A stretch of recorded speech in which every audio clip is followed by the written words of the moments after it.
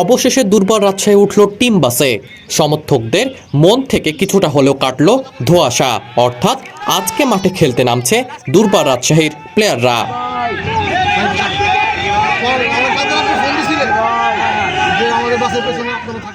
এর আগে ম্যাচ ফি না পাওয়ায় টিম প্র্যাকটিস বয়কট করেছিল ফ্র্যাঞ্চাইজিটির প্লেয়াররা। তারপর জল ঘোলা হয়েছে বহু দিক থেকে, এমনকি সমস্যা সমাধানে ঢাকা থেকে চট্টগ্রামে জরুরি সফর করে গেছেন বিসিবি বস ফারুক আহমেদ। কিন্তু তারপরেও সুস্পষ্ট কোনো সুরাহার কথা শোনা যায়নি এখনো। তাই শঙ্কা ছিল আজকে তাসকিন বিজয়রা মাঠে নামবেন কিনা। কিন্তু সমস্যার সমাধান না হলেও হোটেল রেডিসন ব্লু থেকে টিম বাসে চড়ে জহুর আহমেদ স্টেডিয়ামের পথ ধরেছে দুর্বার রাজশাহীর খেলোয়াড়রা।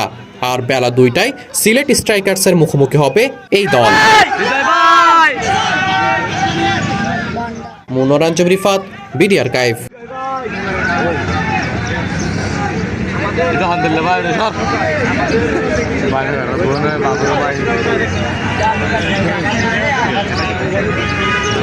Kita tadi mau